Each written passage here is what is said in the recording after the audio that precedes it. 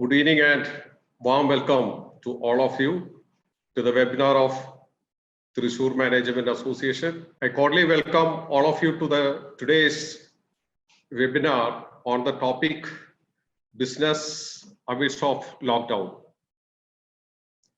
Today we are very fortunate to get eminent and successful business magnate from Thrissur, son of Thrissur, none other than our beloved Sri T.S. Pattabhiraman sir, Chairman and Managing Director of Kalyan Silks Private Limited.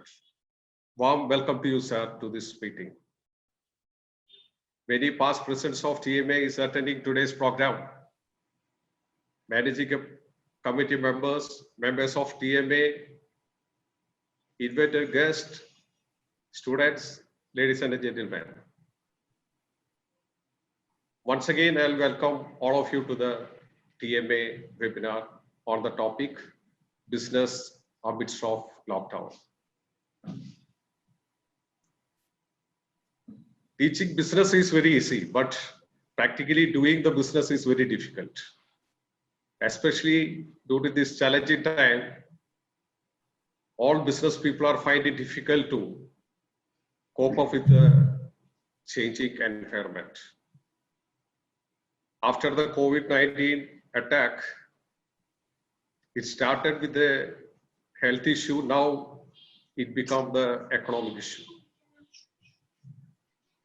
Our governments are trying to stop the spread of the virus so that we are under lockdown for the past several weeks. Now, gradually opening up our business, still business people finding it difficult to cope up with these changes. Today, we are very fortunate to have such a pragmatic business personality who has started his business from Thrissur and put his showroom not only in Kerala but also in other states and other countries also. Mr. T.S. Pattabhiraman is hailing from a business family who is in textile business for centuries. He took over the small shop called Kalyan Fabrics when he was just 21 years of age in the year 1972. With a small area of 430 square feet. Now, the Kalyan silks is spread different states and different countries. Later, he started his first showroom, Kalyan Silk, at Round North in Thrissur. That today, the business has grown up to 28 world-class showrooms spread across Kerala, Tamil Nadu, Karnataka, then Middle East, UAE, Oman, and so on. The business empire expanded to 8 lakh square feet, and he is employing around 7,000 employees. Apart from this textile business, he has diversified his business into 2 hypermarkets, one at Kochi and other at Thrissur. During this COVID period, we got immense support from the Kalyan hypermarket for getting our essential goods. Even they have delivered the food, our essential goods, our doorsteps. T.S. Pattabhiraman is a strong believer of the customer satisfaction. Customer satisfaction is prime importance for the success of any business. He fully knows that today is not seller's market, but it is a buyer's market. To achieve that, he is not prepared to leave any stone unturned, be it a customer care, hospitality, politeness, or customer satisfaction, whatever it may be. he is taking care of that. Even with his busy schedule, you can see he's always with a pleasing smile, with ever ready to meet anyone. A few days back, myself along with managing committee member, engineer S.N. Prasad, we met T.S. Pattabhiraman. Even he was too busy. He spent a lot of time with us and discussed a lot about the happenings in the business scenario. His endeavor to ensure that all staff working with him also maintain same style. He's an untiring personality with full of energy and enthusiasm, and he literally believes in work is worship.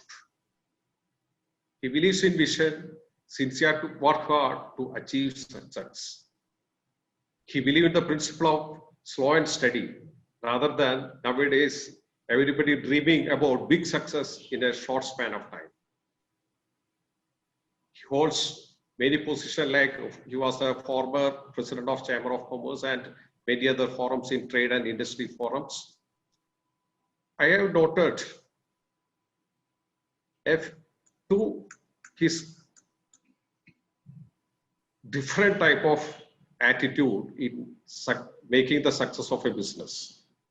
Earlier, all our business are concentrated on Swaraj round only. His showroom also was there. Later, some years later, he has started a showroom in Shornur Road, which is away from the Swaraj round. Many of us are thought whether we'll be able to generate that business in the Shornur Road with ample of parking space. Now we can see that all the businesses are moving away from Swaraj round and concentrating the peripherals of the Trichy city. Similarly, last December and on, our trade having some slowdown. Still, he has started some shopping festival for Thrissurians. It was remarkable and made some movement in the market. He has received a lot of awards and accolades. I'm not going to the details of that. He is ably supported by his two sons, Mr. Prakash and Mahesh. Both are postgraduates in business administration. They are assisting in the business. They are always supporting Pattabhiraman sir in all his endeavors. With this, I proudly introduce our son of soil, Mr. T.S. Pattabhiraman, who is a businessman, is a born businessman, who will able to guide each one of us to how to carry out the business in the lockdown period. Over to you, Pattabhiraman sir. Thank you very much. Thank you, Sony. My dear friend Sony, TMA President and Secretary, and all other members of TMA and other friends in Trichy business community. ഞാൻ വാസ്തവത്തില് ഒരു business ഒക്കെ ചെയ്യാന്നല്ലാണ്ട് I am not at all an orator. ഞാൻ അങ്ങനെ പ്രസംഗിക്കാൻ പോവാറുമില്ല. ഈ ലോക്ക്ഡൌണില് ഞങ്ങളുടെ ബിസിനസ്സുകാരുടെ ആവശ്യങ്ങളും കാര്യങ്ങളും പറയാനായിട്ട് ആരെയും കണ്ടില്ല. അങ്ങനെയാണ് കുറെ ചാനലുകളൊക്കെ എന്നെ വിളിച്ചു. യു വോണ്ട് ബിലീവ്, ആദ്യമായിട്ട് ഈ PF-ന്റെയും ESIയുടെയും അതേമാതിരി മൊറട്ടോറിയത്തിന്റെ വിത്ത് ഇൻട്രസ്റ്റ് അതേമാതിരി ഇങ്ങനത്തെ കാര്യങ്ങളൊക്കെ ആദ്യം പറഞ്ഞ് ഞാനാണ്, അറ്റ്ലീസ്റ്റ് ഇൻ കേരള. കാരണം ഞാൻ ഒരു എക്കണോമിസ്റ്റ് ആയിട്ടൊന്നല്ല, ഞങ്ങൾക്ക് ഡേ ടു ഡേ കാര്യങ്ങളിൽ അനുഭവിക്കുന്ന ബുദ്ധിമുട്ടുകളാണ്. അത് പറയാൻ ആരും പഠിപ്പിക്കേണ്ടതില്ലല്ലോ. അങ്ങനെയാണ് ഞാൻ ഈ ചാനലിൽ കുറച്ചൊക്കെ വന്നത്. അത് ലക്കിലി ഏഷ്യാനെറ്റും മനോരമയും മാതൃഭൂമിയും എല്ലാം ക്ഷണിച്ചിരുന്നു. അങ്ങനെ ഒരു ഭാഗ്യം കിട്ടി. അതിനുശേഷം ഈ വെബിനാർ 2-3 പ്രാവശ്യം ഞാൻ അറ്റൻഡ് ചെയ്തു. ഇതിപ്പോ TMA എന്ന് പറയുമ്പോൾ നമ്മുടെ തൃശ്ശൂരുകാരുടെയാണ്. ഞാൻ എല്ലാവരും ഇതിൽ നോക്കുകയാണെങ്കിൽ ഒരുമാതിരി എല്ലാവരും ഞാൻ പേഴ്സണലായിട്ട് അറിയുന്നവരാണ്. ഈ ഒരു സമയത്ത് ഞാൻ വലിയൊരു ഇൻഡസ്ട്രിയലിസ്റ്റിനെ പറ്റിയോ അല്ലെങ്കിൽ വല്ല കൃഷിക്കാരെ പറ്റിയോ ഒന്നും പറയേണ്ട ആവശ്യമില്ല. ഐ തിങ്ക് എല്ലാവരും അധികം തന്നെ ട്രേഡേഴ്സ് ആണ്. കുറച്ച് പേര് വേണമെങ്കിൽ പ്രൊഫഷണലിസ്റ്റ് ഉണ്ടാവും, സോനീനെ മാതിരിയൊക്കെ. അപ്പൊ ഈ കോവിഡിനെ നമുക്ക് എന്ത് ചെയ്യണം, എങ്ങനെ ഇതിനെ നേരിടണം, എങ്ങനെ എന്നുള്ളത് ആർക്കും കൃത്യമായിട്ട് പറയാൻ പറ്റില്ല. ബിക്കോസ് എല്ലാവരും തന്നെ ഫസ്റ്റ് ലാസ്റ്റ് ആവട്ടെ എന്ന് വിചാരിക്കാം. ഫസ്റ്റ് ആൻഡ് ലാസ്റ്റ് എക്സ്പീരിയൻസ് ആണ് ഈ COVID-19 എന്ന് പറയുന്നത്. പക്ഷെ നമ്മളെല്ലാവരും കൂടി പാനിക് ആവുന്ന ഒരു സിറ്റുവേഷൻ നമ്മളിവിടെ കണ്ടു. അതാണ് എനിക്ക് മനസ്സിലാവാത്തത്. കാരണം നമ്മളൊക്കെ വളരെയധികം കാലമായിട്ട് എല്ലാവരും ബിസിനസ് ചെയ്യുന്നുണ്ട്, എല്ലാ രീതിയിലും നമ്മളൊക്കെ ലൈവായിട്ട് നിൽക്കുന്നവരാണ്. അത് ലോക്ക്ഡൌൺ ആയ ഉടനെ തന്നെ എല്ലാവരും കരഞ്ഞു തുടങ്ങി. സ്റ്റേറ്റ് ഗവൺമെന്റ് ഇന്ന സഹായം വേണം, സെൻട്രൽ ഗവൺമെന്റ് ഇന്ന സഹായം വേണം, സാലറി സ്റ്റാഫിന് കൊടുക്കണം, ഇങ്ങനെ പല ആവശ്യങ്ങളായിട്ട് വരണ കണ്ടു. എനിക്കൊരു കാര്യം, ഞാനത് വളരെ ഫ്രാങ്ക് ആയിട്ട് പറഞ്ഞു. അതിന്റെ പ്രത്യേകിച്ച് ഞാൻ ഈ ടെക്സ്റ്റൈൽ അസോസിയേഷന്റെ ഒരു സ്റ്റേറ്റ് പ്രസിഡന്റ് കൂടിയാണ്. എന്നോട് കുറെ പേര് വിളിച്ചു, that you should not have told എന്നൊക്കെ പറഞ്ഞു എന്നോട്. കാരണം ഞാൻ തുറന്നു പറഞ്ഞു, സംഗതി ഇതെല്ലാം ആണെങ്കിലും നമുക്ക് വലിയൊരു ലോസാണ് ഞങ്ങൾക്ക് ഒരു ട്രേഡേഴ്സിന് ഉണ്ടായിട്ടുള്ളത്.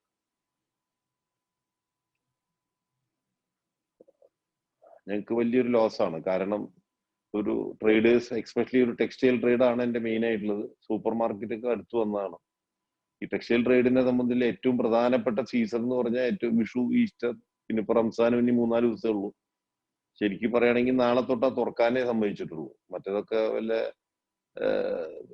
ചെറിയ കടകൾ എന്ന് പറഞ്ഞാൽ 5 പേര് 5 കസ്റ്റമറെ എന്റർടൈൻ ചെയ്യാന്ന് പറഞ്ഞാൽ അതൊരു ബിസിനസ് അല്ല. എന്നാലും ഞാൻ ഇതുവരെ ആയിട്ടുള്ള മാർച്ച് ആയാലും ഏപ്രിൽ ആയാലും സാലറി മുഴുവൻ കൊടുത്തു. എനിക്കൊരു 5000 ജീവനക്കാരുണ്ട്. ശരിക്കും പറഞ്ഞാൽ വലിയ ലൈബിലിറ്റിയാണ്.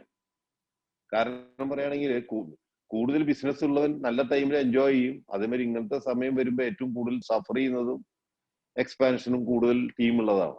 പിന്നെ നമ്മുടെ ഡയറക്റ്റ് എംപ്ലോയ്മെന്റ് തന്നെ 5000 പേരുണ്ട് എന്റെ ടെക്സ്റ്റൈൽ ഫീൽഡിൽ മാത്രം. ഇൻഡയറക്റ്റ് ആയിട്ട് അത്ര തന്നെ ഉണ്ടാവും, വ്യൂവേഴ്സും അവരൊക്കെ ആയിട്ട്. അവരെല്ലാം നമ്മളെ തന്നെയാണ് ഡിപ്പെൻഡ് ചെയ്യണം.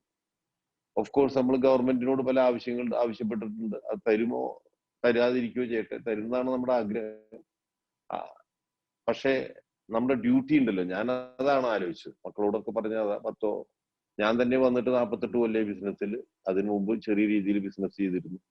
ഈ സമയത്ത് ഇത്രയും കാലം ബിസിനസ് ചെയ്ത് നമ്മൾ എൻജോയ് ചെയ്തിട്ട് ഒരു മാസം അല്ലെങ്കിൽ 2 മാസം ലോക്ക്ഡൌൺ ആകുമ്പോൾ ജീവനക്കാരുടെ സാലറി കൊടുക്കില്ല എന്ന് പറയുന്നതിൽ വളരെയധികം ഒരു വിരോധാഭാസമുണ്ട്. പിന്നെ ഏറ്റവും ലാസ്റ്റ് കോസ്റ്റ് കട്ടിങ്ങിൽ ലാസ്റ്റ് കത്തിവെക്കേണ്ടതാണ് ഈ എംപ്ലോയീസ്. ബിക്കോസ് അവർ ഡിപ്പെൻഡ് ചെയ്യുന്നത് നമ്മളെയാണ്. മാത്രമല്ല they are not that much paid. ഒരു മീഡിയം ആണ് അവരുടെ സാലറി ഒക്കെ.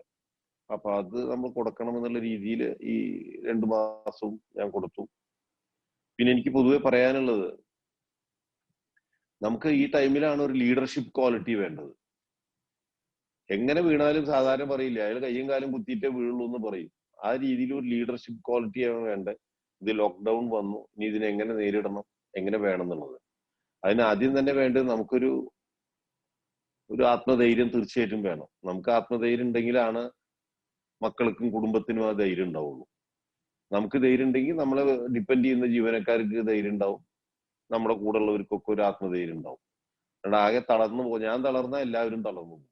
അപ്പൊ ആ ഒരു ധൈര്യവും ഒരു ലീഡർഷിപ്പാണ് ഇന്ന് എല്ലാ ട്രേഡേഴ്സിനും എല്ലാവർക്കും ആവശ്യമുള്ളത്. നഷ്ടപ്പെട്ടു. പക്ഷെ നമുക്ക് ആ ഒരു ധൈര്യം നിർബന്ധമായിട്ട് നമ്മൾ ആവശ്യമുള്ള ഒരു സമയമാണ് ഇപ്പൊ. പിന്നെ പറയുകയാണെന്നുണ്ടെങ്കിൽ നമ്മള് ഇപ്പോ ഞാൻ അതിന് ശേഷം അടുത്ത് തന്നെ പറയുകയാണെങ്കിൽ നമ്മൾ എല്ലാത്തിനെയും ഒരു ഓപ്പർച്യൂണിറ്റി ആക്കി മാറ്റാനായിട്ട് നമ്മൾ ശ്രമിക്കണം. അപ്പൊ ഞാൻ ആലോചിച്ചുകൊണ്ടിരിക്കുന്ന ഒരു മാനുഫാക്ചറിങ് ലെവലിലേക്ക് മാറേണ്ട കാര്യമാണ്. കേരളം ഒരു വലിയൊരു കൺസ്യൂമർ സ്റ്റേറ്റ് ആണ്. ഗാർമെന്റ്സ് ആണ് ഇന്നിപ്പോ ഏറ്റവും കൂടുതൽ സെയിൽ. 60-70% ഓഫ് സെയിൽ റെഡിമെയ്ഡ്സ് ആണ് പോകുന്നത്. അതിനെ നമുക്കൊരു മാനുഫാക്ചറിങ് യൂണിറ്റിലേക്ക് മാറണം എന്നുള്ളൊരു പ്ലാനിങ്ങിലാണ് ഞാൻ. കാരണം ഇപ്പൊ ചൈനയുടെ കാര്യം നമ്മൾ എല്ലാവരും അറിഞ്ഞു. സ്വാഭാവികമായിട്ട് ചൈനയോടുള്ള ആ വിശ്വാസം തീർച്ചയായിട്ടും നഷ്ടപ്പെട്ടിട്ടുണ്ട്. അല്ലെങ്കിൽ തന്നെ വലിയ വലിയ ബ്രാൻഡ്സ് ഒന്നും തന്നെ ഒരു മോണോപ്പൊളി കൊടുക്കാൻ ഇനി ആരും ആഗ്രഹിക്കില്ല. അപ്പൊ സെക്കൻഡ് ഓപ്ഷൻ നാച്ചുറലി ഇന്ത്യ ആയിരിക്കും. അപ്പൊ അതിനെ എങ്ങനെ നമുക്ക് എൻകാഷ് ചെയ്യാൻ പറ്റും എന്നുള്ളതാണ് നമ്മളെല്ലാം ആലോചിക്കേണ്ടത്. ഞാൻ എന്റെ ട്രേഡിനെ പറ്റി പറയണു. ആ രീതിയിൽ നമ്മൾ ആലോചിച്ച് നമുക്കൊക്കെ ഒരു സോഷ്യൽ കമ്മിറ്റ്മെന്റ്സും ഉണ്ട് നാടിനോട്. ഞാൻ എന്താ കാര്യം വെച്ചാൽ നമ്മൾ ഇതില് ബിസിനസ് ചെയ്തു വളരെ എക്സ്പീരിയൻസ് ഉള്ള ഒരു ധാരാളം ഉണ്ട്, വളരെ വെൽ സെറ്റിൽഡ് ആയിട്ടുള്ള ബിസിനസ്സുകാരുണ്ട്. ഇനി നമ്മളിങ്ങനെ നെഗറ്റീവ് അങ്ങനത്തെ ഒരു പൊതുവെ കാണുന്നത് കേരളത്തിനെ പറ്റി ഒരു നെഗറ്റീവ് ആയിട്ട് ഓരോ കാര്യങ്ങൾ പറയുക എന്നുള്ളതാണ്. കേരളത്തിന് മറ്റു രാജ്യങ്ങളിൽ ഇല്ലാത്ത ധാരാളം മെറിറ്റുകളുണ്ട്. അതിനെ നമ്മൾ എൻജോയ് ചെയ്യുമ്പോൾ അതിനെയാണ് നമ്മൾ ഫോക്കസ് ചെയ്യേണ്ടത്. ഞാൻ ഒന്ന് പറഞ്ഞില്ലേ, വളരെ കംഫർട്ടബിൾ ആയിട്ട് you can earn money and this is the best place where you can enjoy your wealth. ഒരു സേഫ്റ്റിയുടെ പ്രശ്നങ്ങളൊന്നുമില്ല ഇവിടെ. മറ്റേത് സേഫ്റ്റിയുടെ ഇഷ്യൂ എന്ന് പറയുമ്പോൾ കുറെ സൗകര്യങ്ങളൊക്കെ ആയിക്കഴിഞ്ഞാൽ വളരെ ഒരു ലൈഫ് ത്രെട്ടനിങ് ആയിരിക്കും. ബാക്കി ഈവൺ ഇൻ ഇന്ത്യ പല സ്റ്റേറ്റും അങ്ങനെയാണ്. ഇവിടെ നോക്കിയിട്ടുണ്ട്. അപ്പൊ എത്ര വലിയ റിച്ച് പീപ്പിൾ, ധാരാളം തൃശ്ശൂരിൽ നിന്നുള്ള വലിയ സക്സസ്ഫുൾ ബിസിനസ് പീപ്പിൾ ഉണ്ട്. അവരാരും തന്നെ ഒരു ബോഡി ഗാർഡ് കൂടി ഇല്ല. അവർ സാധാരണമാതിരി നടന്നിട്ടാണ് കല്യാണത്തിനായാലും അല്ലെങ്കിൽ നമ്മളൊരു ഫംഗ്ഷന് വിളിച്ചാലും വരുന്നതും പോകുന്നതും ഒക്കെ. അതിന് കിട്ടുന്ന ഒരു സന്തോഷം, റിലാക്സേഷൻ വളരെ വലിയൊരു കാര്യമാണ്. നമ്മുടെ കൂടെ എപ്പോഴും ഒരു 5-6 ഗൺമാനായിട്ട് നടക്കുമ്പോൾ എന്തൊരു കംഫർട്ട് നമുക്ക് ഉണ്ടാവും. ഇപ്പൊ നമ്മുടെ മണപ്പുറം നന്ദകുമാറിന്റെ ഒക്കെ ഞാൻ ധാരാളം കാണാറുള്ളതാണ്. അദ്ദേഹം സാധാരണമാതിരി വന്നു പോകും. അതേമാതിരി നമുക്ക് അറിയപ്പെടുന്ന എല്ലാ മെയിൻ ജ്വല്ലേഴ്സ് ഒക്കെ തൃശ്ശൂരിൽ നിന്ന് വന്നിട്ടുള്ളവരാണ്. എല്ലാവരും വളരെ ഫ്രീ ആയിട്ടാണ്, റിലാക്സ്ഡ് ആയിട്ട് ഇവിടുന്ന് സാധാരണ ഒരു തൃശ്ശൂരുകാരന്മാര് നമ്മളൊക്കെ മാതിരി തന്നെ നടക്കണേ. അപ്പൊ അങ്ങനെ തൃശ്ശൂരിന് അല്ലെങ്കിൽ കേരളത്തിന് അങ്ങനെ കുറെ ബെനിഫിറ്റ് ഇവിടെ ഉണ്ട്. ഹെൽത്ത് കെയർ കണ്ടല്ലോ. ഹെൽത്ത് കെയർ വളരെ നന്നായതുകൊണ്ടാണ് കോവിഡിന് ആഫ്റ്റർ കോവിഡ് എന്ത് വേണം, സാമ്പത്തികം, അതിനെപ്പറ്റി നമ്മൾ ചിന്തിക്കാൻ കാരണം തന്നെ ആദ്യത്തെ ഒരു 10 ദിവസം നമ്മളൊക്കെ വാസ്തവത്തില് വളരെ പാനിക്കായിരുന്നു. ഈ അസുഖങ്ങൾ വന്ന് ആകെ നമ്മളിന്ന് ഇല്ലാതെയാവും എന്നുള്ളൊരു ഭയമായിരുന്നു. പക്ഷെ അതിന് ഏറ്റവും നല്ല രീതിയിൽ അതിനെ അറസ്റ്റ് ചെയ്യാൻ നമ്മുടെ സ്റ്റേറ്റ് ഗവൺമെന്റിന് സാധിച്ചു.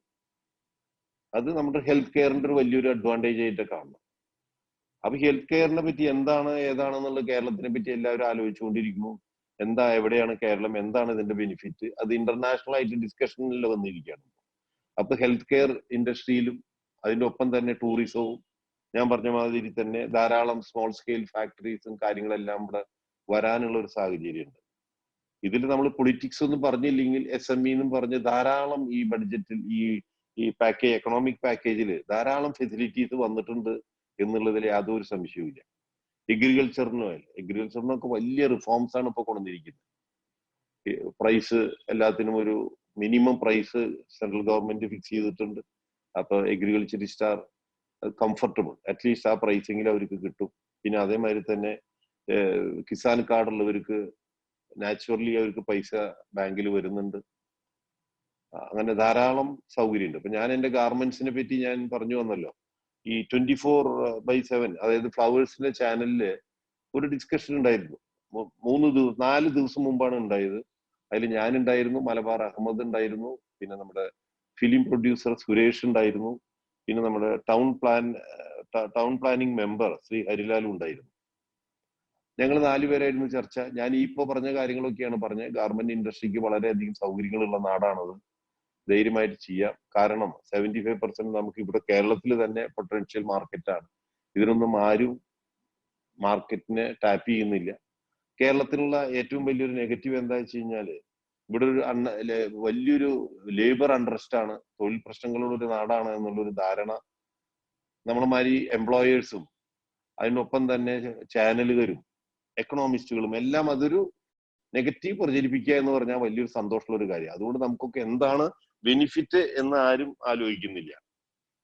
അപ്പൊ അങ്ങനെ ഞാൻ അന്ന് ആ ചർച്ചയിൽ പറയായിരുന്നു, ഈ വർക്കേഴ്സിന്റെ എല്ലാവിധ അവകാശങ്ങളും സംരക്ഷിച്ചുകൊണ്ട് തന്നെ ഒരു നിയമനിർമ്മാണം 5 കൊല്ലത്തേക്കോ 10 കൊല്ലത്തേക്കോ ലേബർ പ്രോബ്ലംസ് കേരളത്തിൽ ഉണ്ടാവില്ല എന്നുള്ള ഒരു നിയമനിർമ്മാണം ഭരണകക്ഷിയും പ്രതിപക്ഷവും കൂടി ഒരുമിച്ചെടുത്തൊരു തീരുമാനം വരികയാണെങ്കിൽ വലിയൊരു മാറ്റം കേരളത്തിൽ ഉണ്ടാവും.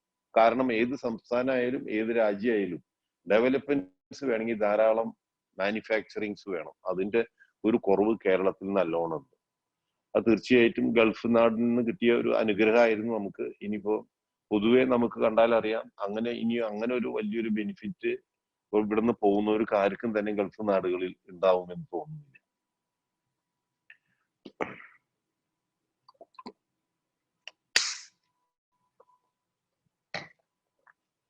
അപ്പൊ ആ ചർച്ച കഴിഞ്ഞിട്ട് നിങ്ങൾ ആത്മാർത്ഥമായിട്ട് പറയുകയാണെങ്കിൽ next day industrial minister Shri EP. Jayarajan sir എന്നെ വിളിച്ചു.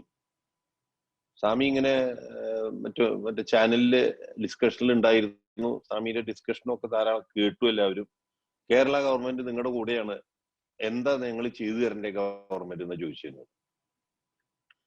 അല്ല സാർ, അപ്പൊ ഞാൻ പറഞ്ഞു, ഞാൻ എന്റെ ഈ ഏജ് വെച്ച് നോക്കുമ്പോ I want to give back to the society. ഞാൻ അതിനുള്ള ഒരു ഭാഗമാണ്.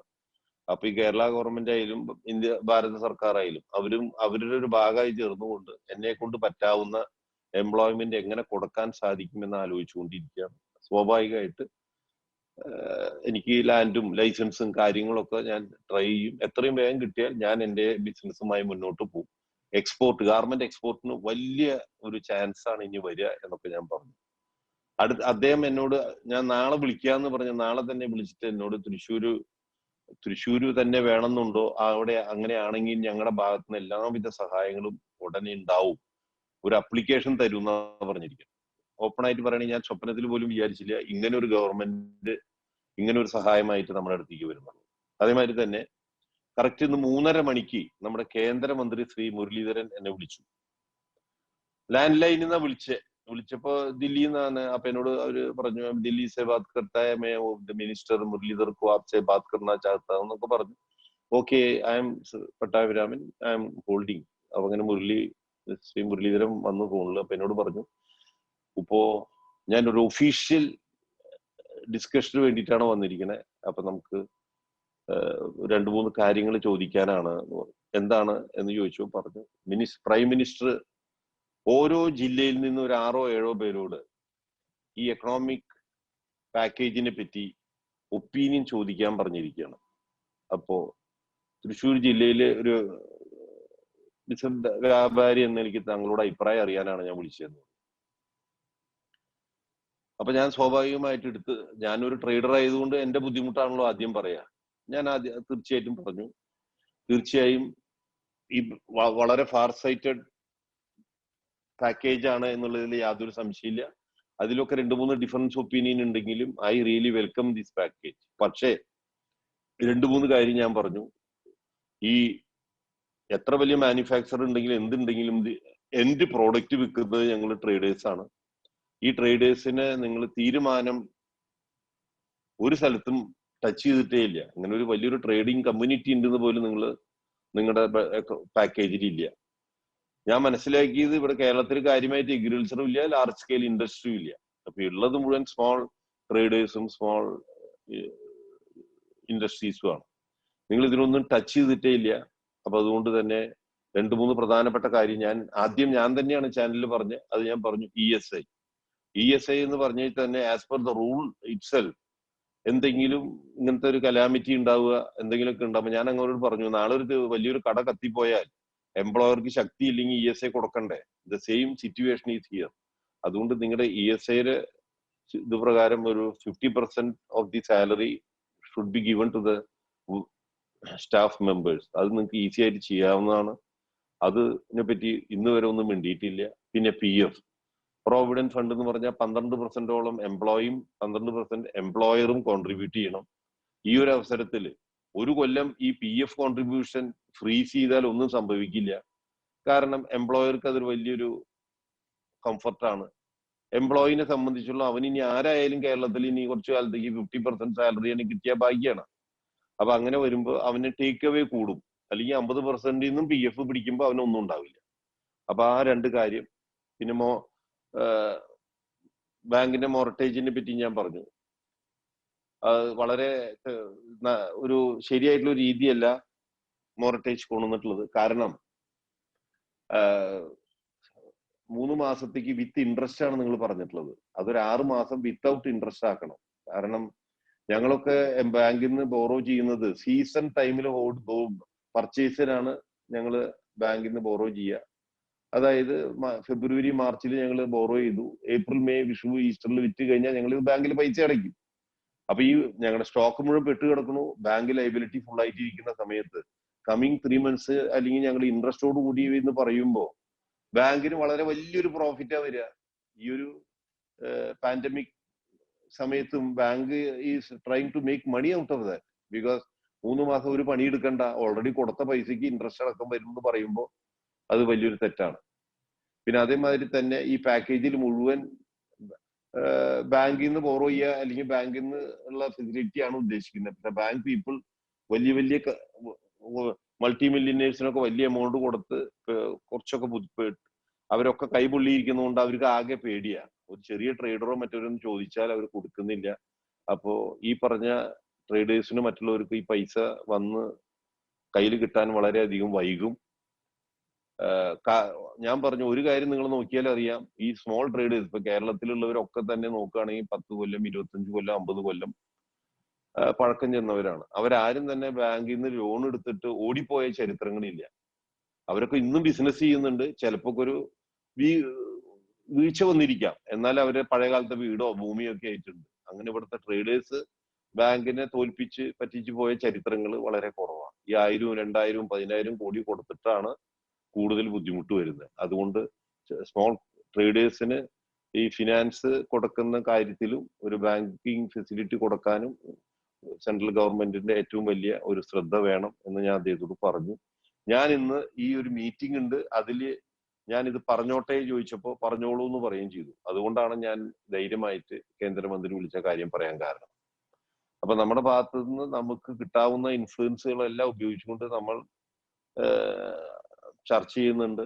അതേമാതിരി തന്നെയാണ് ചാനലായാലും പത്രമാധ്യമങ്ങൾ, ചാനലൊക്കെ ഇപ്പോഴാണ് അവർ റിയലൈസ് ചെയ്ത് നമ്മുടെ ട്രേഡേഴ്സിന്റെയും ബിസിനസ് പീപ്പിളിന്റെ റോൾ എന്താന്നുള്ളത്. ഇതുവരെ അവരെ സംബന്ധിച്ചിടത്തോളം ഞങ്ങളുമാതിരി കുറെ പേര് പരസ്യം കൊടുക്കുക, ഈ പരസ്യത്തിന്റെ പണം കൊണ്ട് എന്നും ഒരു രാഷ്ട്രീയക്കാരെ വിളിച്ച് ജനങ്ങളെ നമ്മളെല്ലാം വിഡ്ഢിയാക്കുന്ന ചർച്ചകളാണ് നടക്കുന്നത്. രാഷ്ട്രീയക്കാരുടെ ചർച്ച, അത് കഴിഞ്ഞാൽ പിന്നെ രാഷ്ട്രീയ നിരീക്ഷകന്മാരുടെ ചർച്ച, അത് കഴിഞ്ഞാൽ സാഹിത്യകാരന്മാരുടെ ചർച്ച, നിരൂപണന്മാരുടെ ചർച്ച.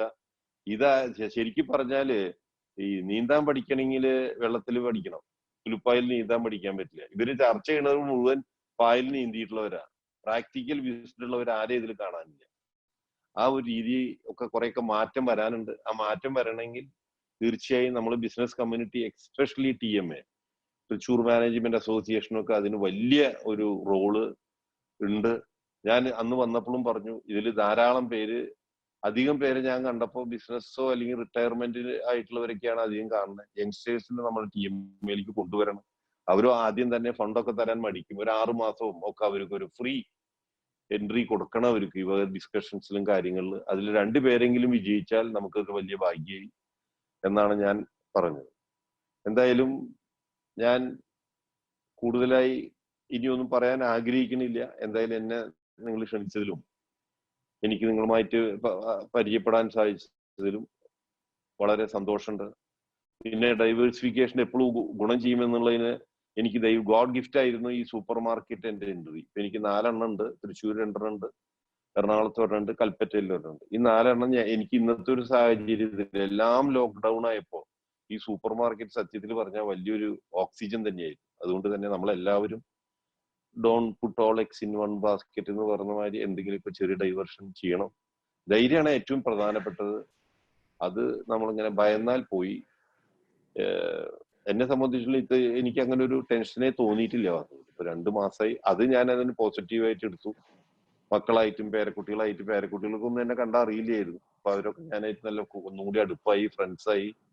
അവരുടെ കൂടെ ഞാൻ ഷട്ടിൽ കളിക്കുക, അങ്ങനെ ആ ഭാഗങ്ങളൊക്കെ വളരെ നല്ല രീതിയിൽ അതിനെ യൂട്ടിലൈസ് ചെയ്തു. ഇപ്പൊ ശരിക്കും പറഞ്ഞാ 2 മാസത്തെ സ്കൂളിന്റെ സമ്മർ വെക്കേഷൻ കഴിഞ്ഞ് തുറക്കുമ്പോൾ സ്കൂളിലേക്ക് പോകുമ്പോൾ ഉള്ള ഒരു മാനസിക സമ്മർദ്ദം ഉണ്ടല്ലോ, അതേമാതിരിയാണ് ഇപ്പൊ എനിക്ക് രണ്ടാമതും ഈ 48 കൊല്ലം കഴിഞ്ഞ് ബിസിനസ്സിലേക്ക്, ഓഫീസിലേക്ക് പോവുക എന്ന് പറയുമ്പോൾ. എന്തായാലും തീർച്ചയായും ഈ ക്ഷണം സ്വീകരിക്കാൻ എന്നെ ക്ഷണിച്ചതിലും എനിക്ക് 2 വാക്ക് നിങ്ങളോട് സംസാരിക്കാൻ സാധിച്ചതിലും വളരെയധികം സന്തോഷം. വീണ്ടും ഞാൻ പറയുന്നു, ഈ കോവിഡിനൊക്കെ നമ്മൾ വളരെ വളരെ പുഷ്പം മാതിരി നമ്മൾ അതിജീവിക്കും.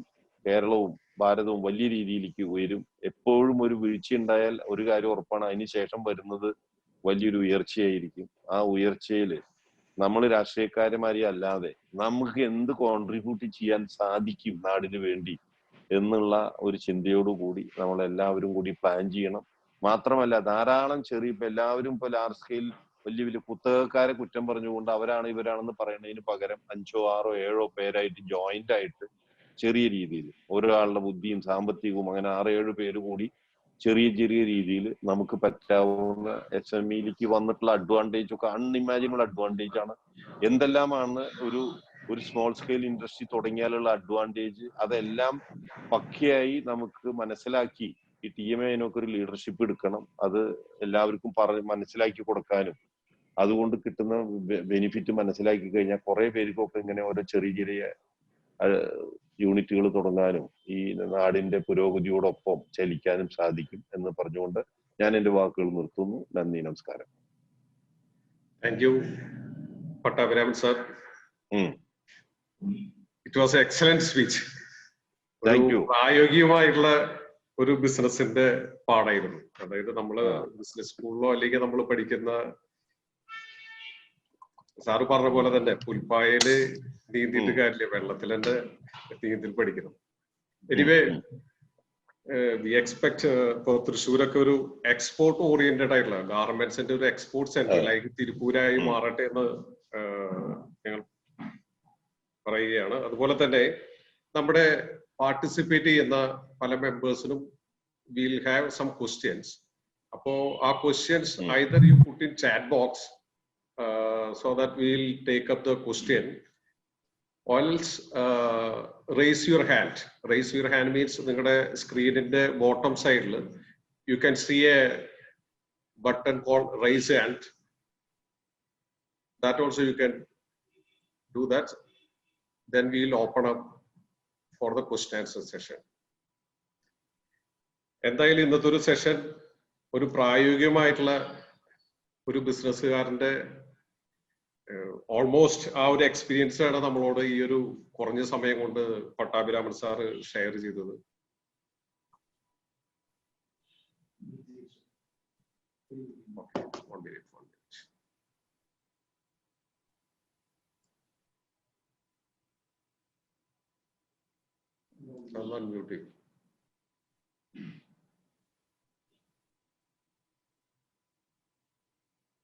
ബ്രിജേഷ് അൺമ്യൂട്ട് ചെയ്തോ? ബ്രിജേഷ്, ഹലോ. സോറി,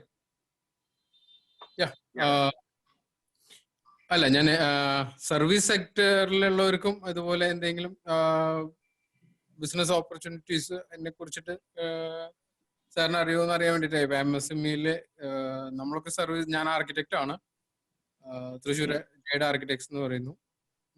അപ്പം MSMEയിൽ ഇപ്പം സർവീസ് സെഗ്മെന്റിലുള്ളവർക്കും ഇതിൽ അപ്ഡേറ്റ് ചെയ്തിട്ട് ജോയിൻ ചെയ്യാന്നുള്ളത് പറഞ്ഞിട്ടുണ്ടായിരുന്നു.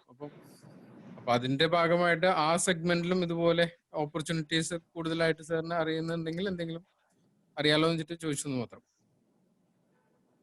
താങ്കൾ ആർക്കിടെക്റ്റ് ആണ് അല്ലെ? അതെ. അല്ല, സ്വാഭാവികമായിട്ട് കുറെ വലിയൊരു ഡെവലപ്മെന്റ്സിലേക്കാണ് മാറ്റം വരിക. അപ്പൊ അതിന്റെ ഒരു ഭാഗം നിങ്ങൾക്ക് ആവാൻ സാധിക്കും എന്നുള്ള കാര്യത്തിൽ യാതൊരു സംശയമില്ല. പക്ഷെ എല്ലാവരും ചെയ്യുന്നത് വിട്ട് ഇന്നോവേറ്റീവ് ആയിട്ടുള്ള എന്തെങ്കിലുമൊക്കെ നിങ്ങളൊന്ന് പ്ലാൻ ചെയ്യേണ്ടതുണ്ട്. അത് എനിക്ക് അങ്ങനെ പറഞ്ഞു തരാൻ സാധിക്കില്ല. നിങ്ങൾക്ക് എന്തായാലും ഓരോരുത്തർക്കും ഓരോ പ്രത്യേക കഴിവുകളുണ്ട്. ആ കഴിവ് എന്താണെന്നുള്ളത് നമുക്ക് ആദ്യം തന്നെ കോൺഫിഡൻസ് ഉണ്ടാവണം. Yes, I can do something different എന്നുള്ളത്. അങ്ങനെ പ്ലാൻ ചെയ്തു വരികയാണെങ്കിൽ സ്വാഭാവികമായിട്ട് അതിനുള്ളൊരു മാർഗം ഉണ്ടാവും എന്നാണ് എനിക്ക് തോന്നുന്നത്. അല്ലാണ്ട് ഇന്നത് ചെയ്യണം എന്നുള്ളത് നമുക്ക് ആരും പറഞ്ഞു തരില്ലല്ലോ. ഇല്ല, അതല്ല ഞാൻ ചോദിച്ചത്. സോറി, അങ്ങനെയല്ല ഞാൻ ഉദ്ദേശിച്ചത്. ഇപ്പൊ നമ്മുടെ ഫീൽഡിൽ നമ്മൾ ചെയ്യുന്നത് ഇപ്പൊ സർവീസ് സെഗ്മെന്റ് ആണ്, അതിലെ കാര്യങ്ങളൊക്കെ പോകുന്നുണ്ട്.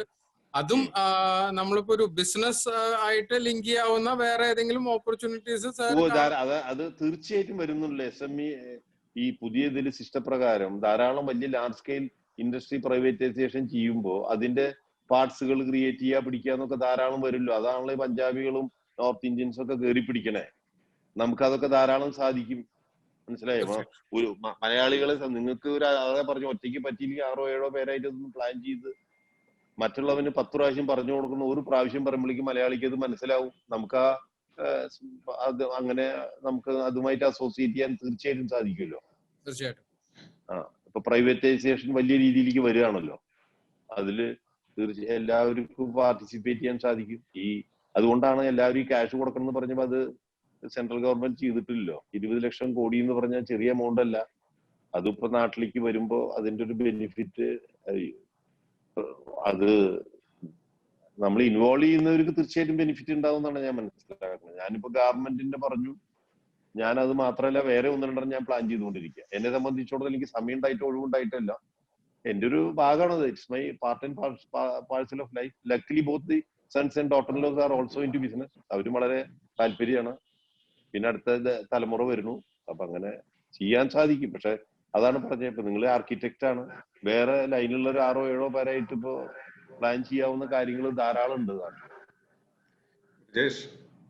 പട്ടാഭിരാമൻ സാർ പറയുന്നത് അദ്ദേഹത്തിന്റെ ബിസിനസ്സിൽ തന്നെ നമ്മൾ കേട്ടു, ടെക്സ്റ്റൈൽ ബിസിനസ്സിൽ നിന്ന് ഹൈപ്പർ മാർക്കറ്റിൽ ഒരു ഡൈവേഴ്സിഫിക്കേഷൻ, അതുപോലെ തന്നെ താങ്കളുടെ ബിസിനസ്സിലും അതേപോലെ ഒരു ഡൈവേഴ്സിഫിക്കേഷൻ.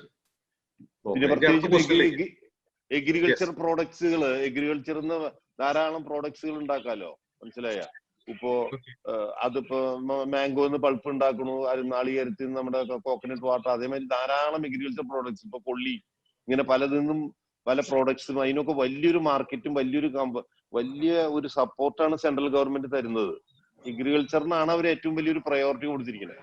അപ്പൊ അതിനെ നമുക്ക് തീർച്ചയായിട്ടും നല്ല രീതിയിൽ യൂട്ടിലൈസ് ചെയ്യാം. നമ്മൾ നേരെ പോയി കൃഷി ചെയ്യണമെന്നല്ല, എഗ്രികൾച്ചർ പ്രോഡക്ട്സിൽ നിന്ന് നമുക്ക് പല പ്രോഡക്ട്സുകളും ക്രിയേറ്റ് ചെയ്യാൻ സാധിക്കും.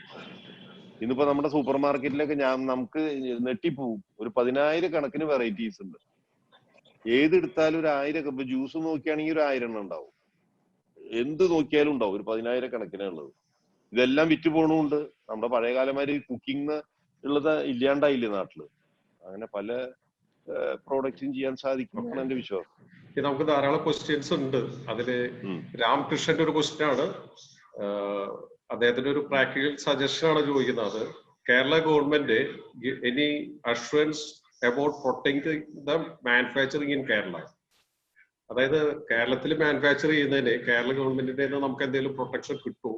നമുക്കത് കിട്ടിയാലേ ഫ്യൂച്ചർ അല്ല കിട്ടുമോ? നമ്മൾ തുടങ്ങി വെക്കണം. അപ്പൊ ഞാനിത് വെറുതെ ചർച്ചയിൽ വരുമ്പോഴേക്കും എന്നെ വിളിച്ചു എന്ന് പറയുമ്പോ ചെറിയ കാര്യമില്ലല്ലോ. ഞാനായിട്ട് അങ്ങനെ എന്നെ വിളിക്കാനോ അല്ലെങ്കിൽ ഞാനൊരു അപ്ലിക്കേഷൻ തരാനോ അല്ലെങ്കിൽ എനിക്ക് പണം വേണോന്നും ഞാൻ ആവശ്യപ്പെട്ടിട്ടൊന്നുമില്ല, മനസ്സിലായ? ഞാൻ എന്നിട്ട് പോലും എന്നെ ഉടനെ വിളിക്കുകയും അതിനുള്ള നടപടി തുടങ്ങി. എന്റെ ലെറ്റർ ഞാൻ അയക്കൽ കഴിഞ്ഞു, എന്റെ നടപടിയുമായിട്ട് മുന്നോട്ട് പോവാണ്. അപ്പൊ നമ്മള് അത് വളരെ ആക്റ്റീവാണ്. നമ്മളവരെ ഇതിനു മുമ്പിലത്തെ ഒരു രീതിയിൽ ഒരു ഗവൺമെന്റ് ആരെയും കാണേണ്ട ആവശ്യമില്ല എന്ന് ഞാൻ പറയണേ. മുൻവിധി വേണ്ട, വളരെ ആക്റ്റീവാണ് അവര്.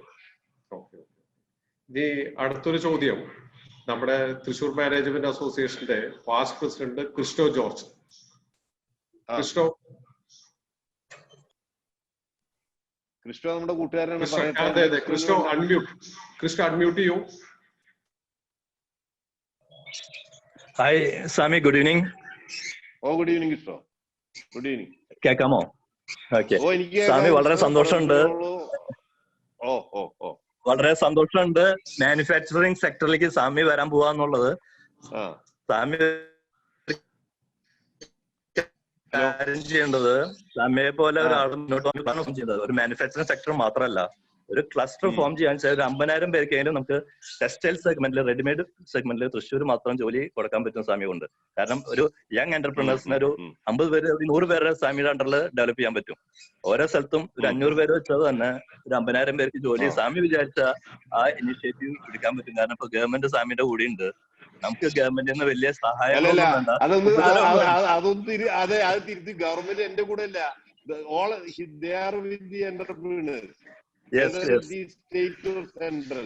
അതെ, ഞാൻ ഉദ്ദേശിച്ചത് തന്നെയാണ്. കാരണം ഗവൺമെന്റ് വളരെ പോസിറ്റീവായിട്ട് കാര്യങ്ങൾ എടുക്കുന്ന കാരണമുണ്ട്. നമ്മൾ ഗവൺമെന്റിൽ നിന്ന് വലിയ സപ്പോർട്ട് നോക്കാണ്ട് സ്വാമി ഇനിഷ്യേറ്റീവ് എടുത്ത this is the right time. We are very thankful.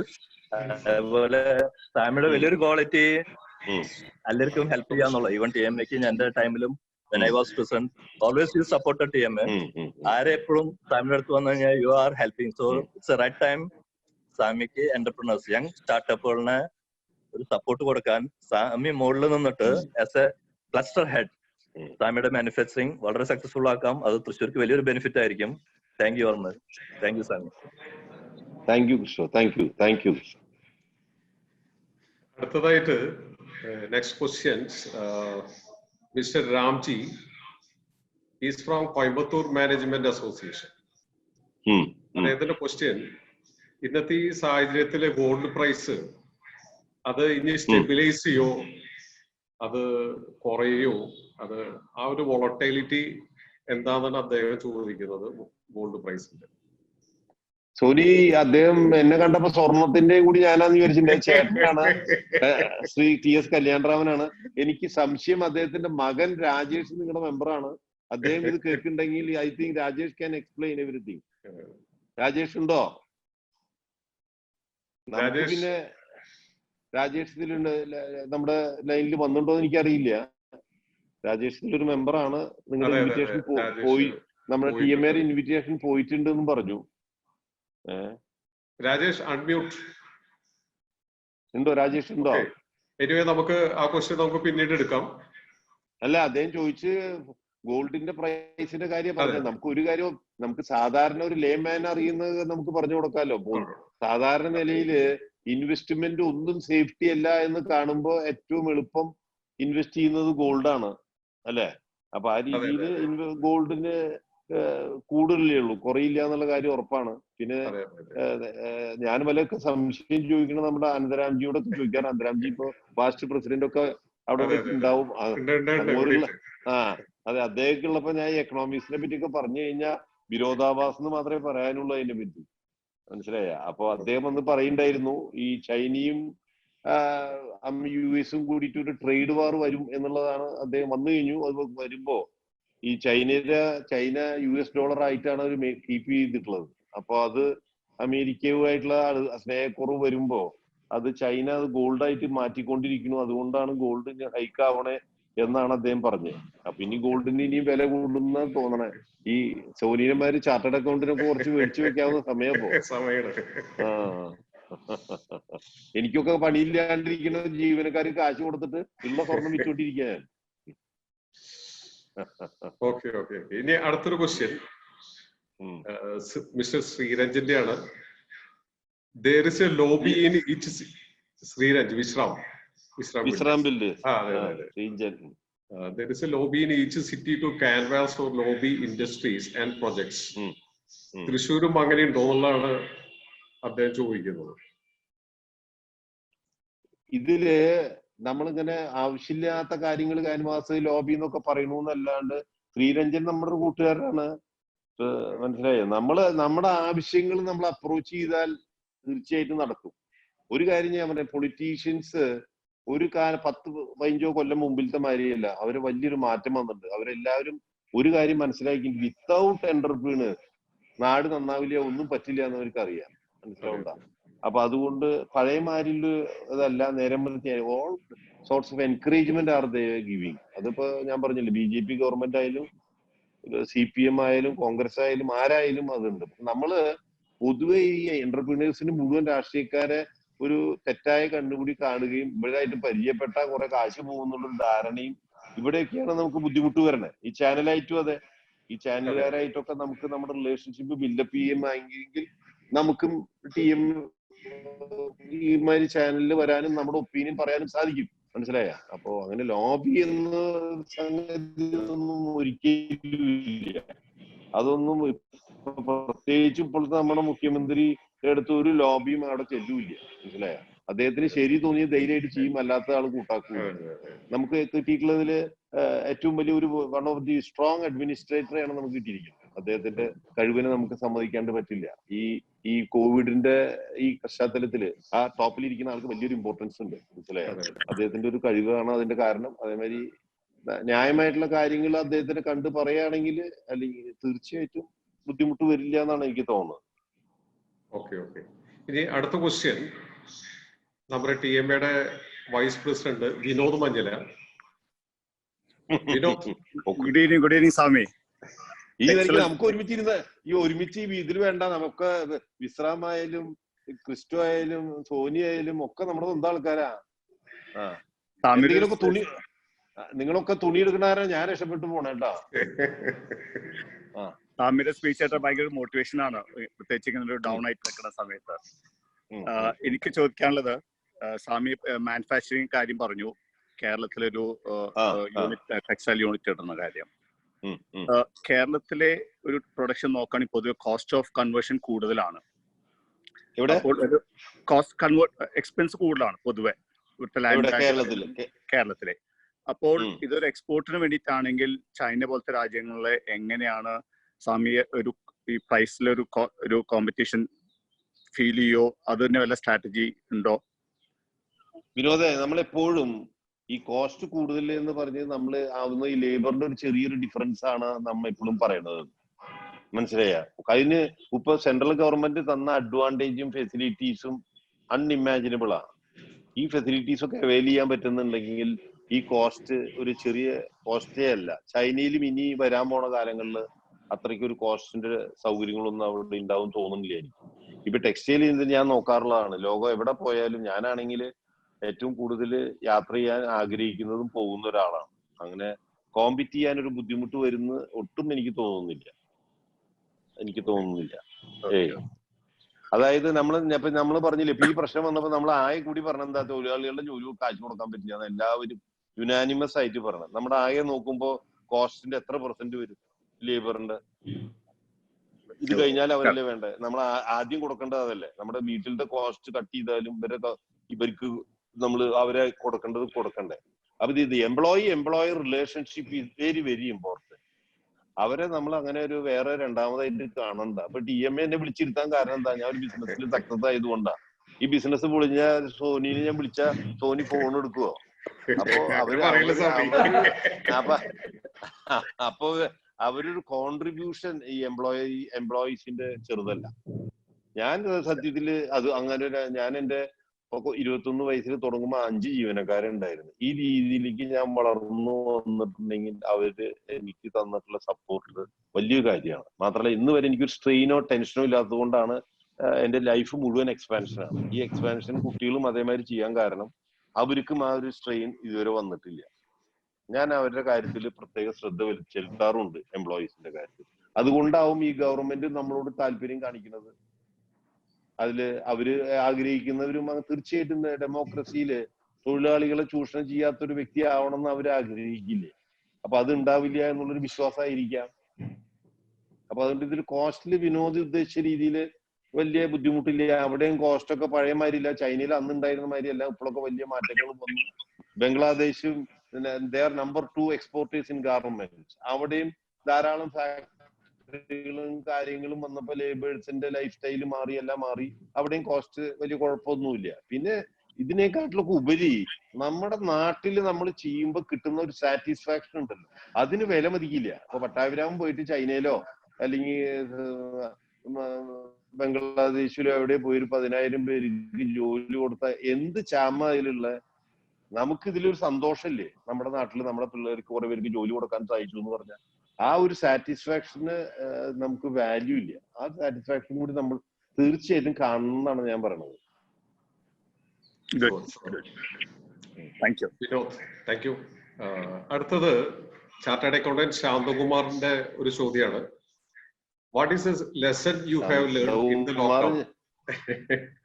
ലോക്ക്ഡൌണില് how you have been able to develop online sales? അതായത് എന്താണ് ഈ ലോക്ക്ഡൌൺ എന്ന് നമുക്ക് മനസ്സിലാക്കാൻ പറ്റിയത്, അതുപോലെ തന്നെ ഓൺലൈൻ സെയില് ഡെവലപ്പ് ചെയ്യാൻ പറ്റിയോ എന്നുള്ളതാണ് അദ്ദേഹത്തിന്റെ.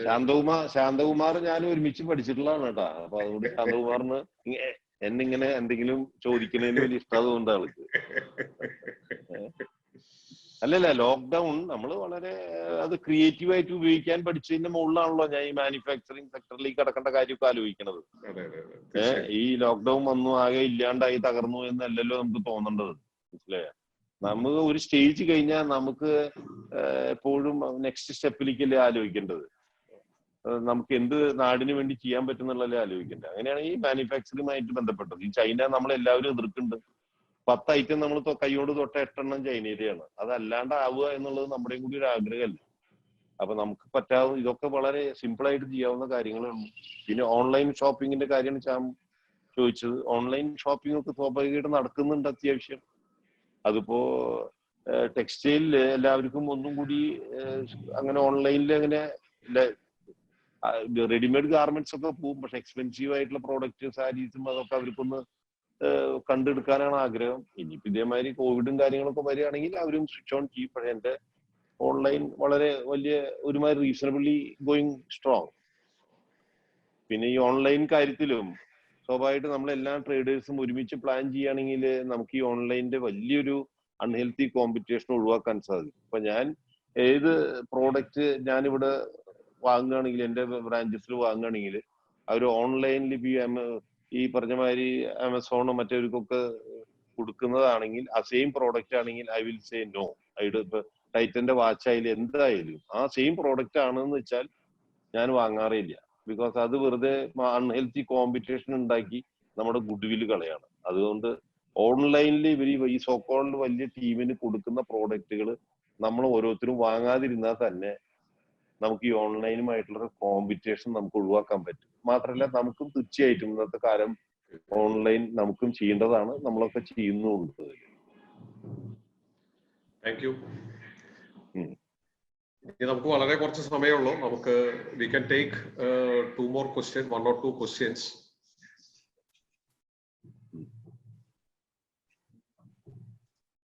Chandran sir. Yeah, Anantaraman sir, please unmute. Yeah, we can hear. Very, very nice lecture.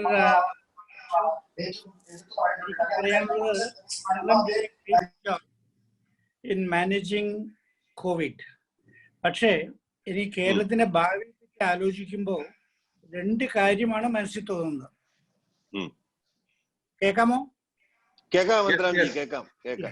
Okay, അതായത് നമുക്ക് 2 കാര്യമുള്ള, ഒന്ന് ടൂറിസം, രണ്ടാമത് റെമിറ്റൻസ് ഫ്രം ഗൾഫാണ്. ടൂറിസം ഏറ്റവും അഡ്വേഴ്സ്ലി അഫക്റ്റഡ് ആണ് ഈ കോവിഡിന്റെ ബാക്ക്ഗ്രൗണ്ടിൽ. രണ്ടാമത് റെമിറ്റൻസ് ഫ്രം ഗൾഫ്, അതും ഏറ്റവും അധികം അഫക്റ്റഡ് ആയിട്ടുള്ള ഒരു കാര്യമാണ്. അപ്പോൾ ഒരു പ്രാക്ടിക്കലി സക്സസ്ഫുൾ പ്രാക്ടിക്കൽ ബിസിനസ്മാൻ എന്നുള്ള നിലയ്ക്ക് രാമകൃഷ്ണൻ കാണുന്നത് എങ്ങനെയാണ്? How do you look at the future of Kerala ഈ ഒരു ബാക്ക്ഗ്രൗണ്ടിൽ, കോവിഡ് എന്നുള്ള ബാക്ക്ഗ്രൗണ്ടിൽ ഇന്ന് ഈ 2 ഇഷ്യൂ വെച്ച് നോക്കുമ്പോൾ എന്തായിരിക്കും ചാലഞ്ചസ് ഓഫ് കേരള? അത് എങ്ങനെ നമ്മൾ ഫേസ് ചെയ്യുന്നുള്ളത് from the practical point of view like to hear. അന്തരാജ്, കോവിഡ് കൊണ്ട് ഉള്ള നെഗറ്റീവ് ഗ്രോത്ത് ഓൾ ഇന്ത്യയിൽ ഉണ്ടായിരുന്നു, ലോകം മുഴുവൻ ഉണ്ടായിട്ടുണ്ട്. അതിൽ കേരളത്തിന് ഒരു ചെറിയൊരു മെറിറ്റ് അല്ലേ നിൽക്കുന്നത്. ഹെൽത്ത് എല്ലാവർക്കും വലിയ ശ്രദ്ധയായില്ലേ, ഹെൽത്തിൽ വലിയൊരു പ്രയോറിറ്റി ഉള്ളൊരു സ്റ്റേറ്റ് ആണെന്ന് വരുമ്പോ തന്നെ ഹെൽത്ത് ഇൻഡസ്ട്രി വളരെ നല്ല രീതിയിൽ ഇവിടെ ഡെവലപ്പ് ആവില്ലേ? വാസ്തവത്തിൽ ആയുർവേദമായിട്ടും മറ്റു കാര്യങ്ങളിലെല്ലാം വലിയൊരു ഡെവലപ്മെന്റ്സിന് സാധ്യതയുണ്ട്. പിന്നെ ടൂറിസം ആഗോളത്തിൽ തന്നെ എഫക്റ്റഡ് ആയിട്ടുള്ളതാണ്. അപ്പൊ അത് എന്തായാലും കുറച്ച് സമയം കഴിയുമ്പോൾ എല്ലാ രാജ്യങ്ങളുമാരി തന്നെ ഇവിടേക്ക് ആള് വന്നു തുടങ്ങും. അപ്പൊ ഞാൻ തന്നെ കുറച്ച് റിസ്ക് എടുത്താലും അടുത്ത മാസം തൊട്ട് ഫ്ലൈറ്റ് ഒക്കെ പോയാൽ പതുക്കെ വല്ലയിടത്തും പോണെന്ന് ആലോചിച്ചിരിക്കുക.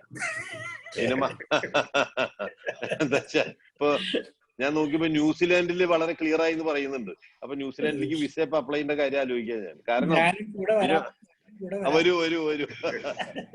എന്താ വെച്ചാല് ഒരു കാര്യം ഉറപ്പായി, നമ്മളിപ്പോ ഇത് വലിയ ഡെത്ത് ഉണ്ടാവുന്നില്ല, 2-3 പേരല്ലേ ഉണ്ടായിട്ടുള്ളൂ. അങ്ങനെ മരണം അങ്ങനെ കാര്യമായിട്ട് സംഭവിക്കില്ല പറയുമ്പോ തന്നെ എല്ലാവർക്കും ഒരു ധൈര്യമായി. പിന്നെ ഈ 65 വയസ്സ് എന്ന് പറയണത് ഈ 65 വയസ്സിന്റെ പ്രായത്തിനല്ല, ആരോഗ്യം 55 വയസ്സിന്റെ ആരോഗ്യം ഉണ്ടെങ്കിൽ നമുക്ക് ധൈര്യമായിട്ട് പോവാം. മനസ്സിലായ? 55 വയസ്സിന്റെ ഒരു 55 വയസ്സുകാരന്റെ ആരോഗ്യം നമുക്ക് ഉണ്ടെങ്കിൽ നമ്മളിനി 65 പറയേണ്ട ആവശ്യമില്ല.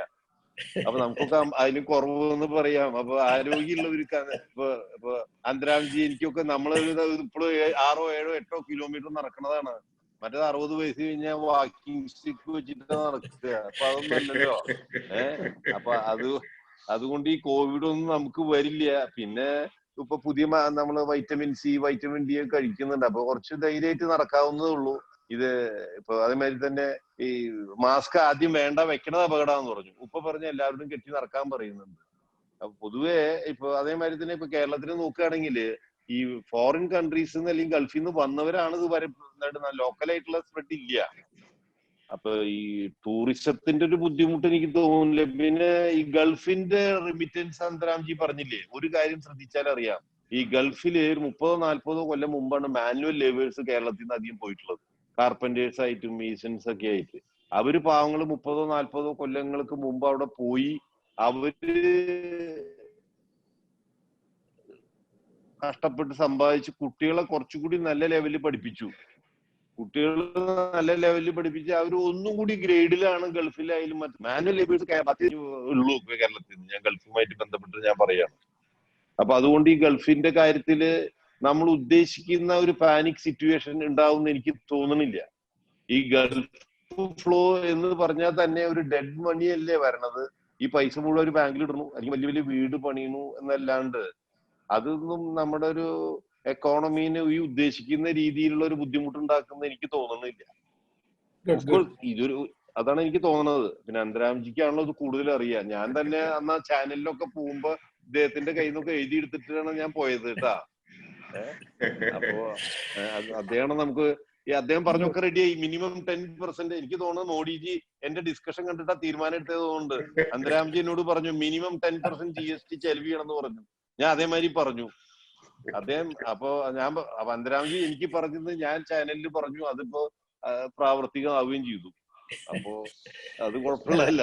അല്ല, അത് രാമകൃഷ്ണന്റെ optimism is very good. You know when you ഇങ്ങനെ പറഞ്ഞ നാലുപേര് കേൾക്കുമ്പോ ആൾക്കാരെ എനർജി ബൂസ്റ്റ് ആവുകയാണ്. Really I appreciate that.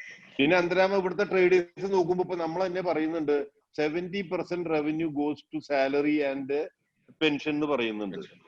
പിന്നെ 15% അതിന്റെ ഇൻട്രസ്റ്റ് ആയിട്ട് പോകണ്ടെന്ന് പറയുന്നുണ്ട്. അപ്പൊ ഈ 70% salary people are not going to get affected. ഇപ്പൊ നമ്മുടെ കേരള അവർക്ക് ഇപ്പൊ 11,000 കോടി കിട്ടിയിട്ടുണ്ട്. അതിപ്പോ ആർഭാടായിട്ട് ശമ്പളം കൊടുക്കും. അപ്പൊ അതുകൊണ്ട് അതുകൊണ്ട് പെട്ടൊന്നും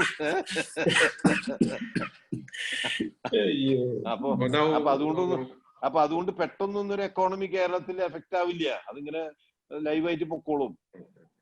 നമ്മുടെ സമയം ഏകദേശം കഴിയാറായി. നമ്മുടെ അവസാനത്തെ ക്വസ്റ്റ്യൻ നമുക്ക് എടുക്കാം. Last question will take. നമുക്ക് 3 ക്വസ്റ്റ്യൻസ് ഉണ്ട്. നമ്മുടെ ജോസ് സെബാസ്റ്റ്യന്റെ ക്വസ്റ്റ്യൻ ആണ്, sir, in your opinion which all sectors or products which would business people can enter into post Covid times? Mainly 3 or 4 areas like what you mentioned as textile manufacturing. Sir textile manufacturing പറഞ്ഞ പോലെ നമ്മുടെ തൃശ്ശൂർക്കാർക്ക് entry ആവുന്ന ഒരു ഏതെങ്കിലും 2-3 area suggest ചെയ്യാൻ പറ്റുമെന്നാണ് ജോസ് സെബാസ്റ്റ്യന്റെ ആഗ്രഹം. ആൾക്ക് നമ്മുടെ മോഡേൺ അല്ലേ, ലുലു ജനറൽ മാനേജർ.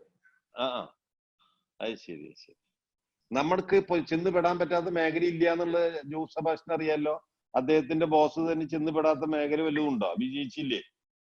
അദ്ദേഹത്തിന് ഇവിടുന്ന് നാട്ടിലത്തെ എക്സ്പീരിയൻസേ ഉള്ളൂ. അതേമാതിരി തന്നെ ഗോൾഡിൽ ഇവിടുന്ന് പോയിട്ടുള്ളത് കല്യാൺ ജ്വല്ലറി ആയാലും മലബാർ ജ്വല്ലറി ആയാലും ജോയ് ആലൂക്കി ആയാലും ഇവരെ ഇന്ന് ലോകത്ത് വലിയ വലിയ നാഷണൽ ഒരു ബ്രാൻഡിനും ഇവരെ കീഴ്പ്പെടുത്താൻ പറ്റിയിട്ടില്ല. ഈ ബ്രാൻഡുകളൊക്കെയാണ് വേൾഡില് known brands in gold now. അപ്പൊ അതിന്റെ അർത്ഥം എന്താ? നമുക്ക് കൈ പിടിക്കാൻ പറ്റാത്തതും പറയാൻ പറ്റാത്തതായിട്ട് ഒന്നുമില്ല. നമ്മൾ തന്നെ ഭയന്നാന്ന് വൃത്തിയില്ല. അത്രേ ഉള്ളൂ. എനി ബ്രാൻഡ് നമുക്ക് ധൈര്യമായിട്ട് മുന്നോട്ട് പോകാവുന്നുള്ളൂ. അതിനൊരു പ്ലാനിങ് വേണം, അത്രേ വേണ്ടൂ. അതങ്ങനെ ഒരു ബുദ്ധിമുട്ട് ഒട്ടും ഉണ്ടാവില്ല. ഞാൻ പറഞ്ഞില്ലേ, ഞാൻ വലിയൊരു എക്സ്പോർട്ട് വലിയൊരു പ്ലാനിങ്ങിലാണ്. പക്ഷേ ഈ ഈ ബിസിനസ് ചെയ്യുന്നവർ എല്ലാ സീക്രട്ടും പറയാൻ പാടില്ല. അതുകൊണ്ട് ഞാൻ അടുത്ത കാര്യങ്ങൾ പറയുന്നില്ല എന്ന് മാത്രം. Anyway it was A excellent session sir. അത്രയും വളരെ ഒരു ബിസിനസ്മാന്റെ വളരെ നർമ്മം ചേർത്ത് വളരെ പ്രായോഗികമായ രീതിയിൽ ആ ബിസിനസ് ചെയ്യുന്നതിനെ പറ്റിയിട്ടുള്ള ആ ഒരു സെഷൻ അത്രയധികം എല്ലാവരും എൻജോയ് ചെയ്തിട്ടുണ്ട്. എനിക്ക് തോന്നുന്നത് TMA ഇതുവരെയുള്ള വെബിനാറിലെ ഏറ്റവും ഹയസ്റ്റ് പാർട്ടിസിപ്പേഷൻ ആണ് ഇന്ന് വന്നിട്ടുള്ളത്. എന്തായാലും സാറിന്റെ അതെന്തായാലും ഈ പാർട്ടിസിപ്പൻസ് എന്റെ കേട്ടിട്ട് ഇഷ്ടപ്പെട്ടാലും ഇല്ലെങ്കിലും ഇനിയിപ്പോ എന്തെങ്കിലും ഏറ്റവും ഫുഡ് ക്ലോത്തിങ് ഷെൽട്ടർ എന്നാണ് പറയാ. ഫുഡായ സൂപ്പർ മാർക്കറ്റിന്റെ ഓർക്കുക, ക്ലോത്തിങ് ആണെങ്കിലും എന്നെ തന്നെ ഓർക്കുക. ഷെൽട്ടർ ആയാലും നമ്മുടെ കല്യാൺ ഡെവലപ്പേഴ്സിന്റെ ഒക്കെ ഓർത്തോളൂ, നമ്മളെ സഹായിച്ചോളൂ കേട്ടോ. തീർച്ചയായിട്ടും. എന്തായാലും സാറിന്റെ ആ ഒരു പ്രചോദനം, അതായത് ഈ ഒരു സാഹചര്യത്തിൽ നമുക്ക് റിസ്ക് എടുക്കാനുള്ള റിസ്ക് ബെയറിംഗ് കപ്പാസിറ്റി, അതാണ് ഒരു ബിസിനസ്മാന്റെ സക്സസ്. അതുപോലെ തന്നെ നമ്മുടെ കൂടെ വർക്ക് ചെയ്യുന്ന എല്ലാ എംപ്ലോയീസിനെ നമ്മൾ വളരെയധികം കെയർ ചെയ്യണം. ആ ഒരു ആശയമൊക്കെ വളരെയധികം ഇറ്റ് ഈസ് വെൽ ടേക്കൺ. അതുപോലെ തന്നെ TMA ഇനി ഫ്യൂച്ചറിൽ നമ്മൾ യങ്സ്റ്റേഴ്സിന്റെ കൂടുതൽ TMA തൃശ്ശൂർ മാനേജ്മെന്റ് അസോസിയേഷൻ TMAയില് ഡയസിൽ നിന്ന് ആരെങ്കിലും ഒക്കെ വന്ന് സംസാരിക്കുമ്പോഴേ ഇത് ഞാൻ പറയുന്നത് ഉപകാരപ്പെടണം എന്ന് തോന്നണമെങ്കിൽ മോഡിജി പറഞ്ഞ മാതിരി തന്നെ കുറച്ച് ചെറുപ്പക്കാർ വേണം. പ്രായമുള്ളവർ എന്തായാലും വേണം. അവരെ എക്സ്പീരിയൻസ് ഉപയോഗിച്ചുകൊണ്ട് ചെറുപ്പക്കാരെ നമുക്ക് കൊണ്ടുവരാൻ സാധിക്കണം. അതിലിത്തിരി പ്രായമുള്ളവരും എക്സ്പീരിയൻസ് ഉള്ളവര് TMAയിൽ ഉണ്ട് എന്ന് പറയുമ്പോഴാണ് ചെറുപ്പക്കാർക്ക് വരാൻ താല്പര്യം ഉണ്ടാവും. പക്ഷെ യങ്സ്റ്റേഴ്സിന് നിങ്ങൾ കൊണ്ടുവരണം. അതിന് ഈ നമ്മൾ ബിസിനസ്, നിങ്ങളുടെ പ്രൊഫഷൻ, ഇതൊക്കെ നമ്മൾ സമ്പാദിക്കാൻ വേണ്ടിയിട്ടാണ്. നമ്മളിങ്ങനെ ഒരു സോഷ്യൽ കമ്മിറ്റ്മെന്റ് TMA എന്നൊക്കെ പറയുമ്പോൾ അതില് വരുമാന മാർഗം എല്ലാം നോക്കണ്ടേ, എങ്ങനെ നമ്മുടെ കമ്മ്യൂണിറ്റീനെ നമുക്ക് അപ്ഗ്രേഡ് ചെയ്യാൻ പറ്റുന്നുള്ള നോക്കണ്ടേ. അപ്പൊ അങ്ങനെ വരുമ്പോ അവരൊക്കെ നമ്മൾ കൊണ്ടുവരണം. അതിന് വലിയ ഫീസോ കാര്യങ്ങളോ നോക്കേണ്ട ആവശ്യമില്ല എന്നാണ് എന്റെ അഭിപ്രായം. തീർച്ചയായിട്ടും നമ്മുടെ ബിസിനസ് കമ്മ്യൂണിറ്റിക്ക് അതുപോലെ ട്രേഡ് ഇൻഡസ്ട്രിക്കും സപ്പോർട്ട് ചെയ്യാവുന്ന പല പ്രോഗ്രാംസ് അതുപോലെ തന്നെ ഫ്യൂച്ചറിൽ നമ്മൾ ചെയ്യുന്നതായിരിക്കും. ഇനി നമ്മുടെ സമയം ഏകദേശം കഴിയാറായി. അപ്പോ I request honorary secretary Sijo Ponnoor to propose vote of thanks. അതിനു മുന്നേ നമുക്ക് ഫോർത്ത് കമ്മിങ് 2 ഇവന്റ്സ് ആണ്, വെബിനാറുകളാണ് നമ്മൾ പ്ലാൻ ചെയ്യുന്നത്. 23-ാം തീയതി 23rd investment alternatives in these uncertain times. നമ്മുടെ പാസ്റ്റ് പ്രസിഡന്റും അതുപോലെ തന്നെ former chairman Catholic Syrian Bank Shri TS അനന്തരാമനാണ് സെഷൻ ലീഡ് ചെയ്യുന്നത്. It's on 23rd. Investment alternative in these uncertain times 5 to 6 തന്നെയാണ് വരുന്നത്. അതുപോലെ തന്നെ 26th Catholic Syrian Bank chairman CVR Rajan is handling the session banking in Covid times. എന്താ കാരണം വെച്ച് കഴിഞ്ഞാൽ എല്ലാവർക്കും all are very much interested in hearing from the banker.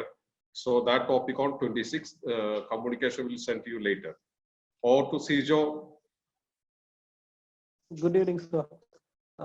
First of all, let me thank Sony and the technical team for providing all the facilities today. I'm sure ഇവിടെ വന്ന എല്ലാ മെമ്പേഴ്സും has enjoyed a very practical section. For that, let me thank Pattabhiraman sir. Thank you, sir. You have been an excellent orator today. Sir പറഞ്ഞാലും എനിക്ക് സംസാരിച്ച് പരിചയമില്ല എന്ന് പറഞ്ഞാലും ഞങ്ങൾക്ക് തോന്നിയത് അങ്ങനെയല്ല. ഇത് ഞാൻ പല മെമ്പേഴ്സിനും ഞാൻ ക്ഷണിക്കുമ്പോ എന്റെ അടുത്ത് ഞാൻ പറഞ്ഞ ഒരു ഇതായിരുന്നു. See, we would have had and listened to a lot of teachers taking sections. Webinars പലരും എടുക്കുന്നുണ്ടാവും. പക്ഷെ പ്രാക്ടിക്കലായിട്ട് തൃശ്ശൂർ ഭാഷയിൽ നമുക്ക് കേൾക്കാൻ പറ്റിയ നമുക്ക് ആവശ്യമുള്ള കാര്യങ്ങൾ നമ്മുടെ പട്ടാഭി സാബ് സാർ പറയും. അത് എല്ലാരും കേൾക്കണം എന്ന് പറഞ്ഞിട്ട് ഞാൻ റിക്വസ്റ്റ് ചെയ്യുന്ന പല മെമ്പേഴ്സും ഇവിടെ കയറിയിട്ട് nobody will regret it. Sir അത് പറഞ്ഞത് അത്രയും നല്ലതാണ്. And I M with you. Sir പറഞ്ഞത് സത്യമാണ്. the whole world is watching Kerala. നമ്മുടെ ഇപ്പൊ കേരളം എന്ന് പറഞ്ഞ ഒരു സ്റ്റേറ്റ് എന്ന് പറഞ്ഞാൽ ലോകം മുഴുവനും നമ്മൾ കണ്ടുകൊണ്ടിരിക്കുകയാണ്. If you compare with a state like small countries like Netherlands, Germany, France, നമ്മൾ അത്രേ സൈസ് ഉള്ളൂ. But they have created a world logo for themselves. ഇപ്പൊ നെതർലാൻഡ്സ് ആയാലും ജർമ്മനി ആയാലും അവർക്ക് ഒരു ബ്രാൻഡ് ഉണ്ടാക്കിയ പോലെ കേരളത്തിന് ഇപ്പൊ ഒരു ബ്രാൻഡ് ആയി. സാർ എടുത്ത ഒരു സ്റ്റെപ്പും കറക്റ്റ് ആയ സ്റ്റെപ്പാണ്. I think let me wish you for your new success and new venture. As a manufacturer, ഞാനും പറയാം കേരളത്തിൽ ഒരു ബുദ്ധിമുട്ടില്ല. കേരളത്തിൽ മാനുഫാക്ചറിങ് ഞങ്ങൾക്കും I think I have 160 staff in manufacturing. എനിക്ക് ഇതുവരെയ്ക്കും ഒരു ബുദ്ധിമുട്ടും കേരളത്തിൽ വന്നിട്ടില്ല. When I compare with my other state manufacturing like തമിഴ്നാടും ആന്ധ്രയിലും എനിക്ക് മാനുഫാക്ചറിങ് ഉണ്ടെങ്കിലും കേരളത്തിൽ ഇവർ പറയണ പോലെ നമുക്കും ഒരു ബുദ്ധിമുട്ടൊന്നും വന്നിട്ടില്ല. And if you are with the staff, sir പറഞ്ഞതും സത്യമാണ്. നമ്മൾക്ക് പറ്റിയ ഒരു ടീം നമ്മുടെ ഒപ്പം ഉണ്ടെങ്കിൽ we can all expand in all direction. With such enlightening speech of yours, I thank you for giving us the courage to move forward during this COVID time. I'm sure more entrepreneurs will come out from Thrissur. More ideas will come out from Thrissur with your small talk. And thank you for your time today. Good day. Thank you. And back to Sony. Thank you. Thank you. Thank you. Thank you, Sijo. സമയക്കുറവ് മൂലം we are not able to take all questions. Sorry for that. Thank you once again, all of you, for spending your precious time with the Thrissur Management Association. Thank you. Thank you. Thank you.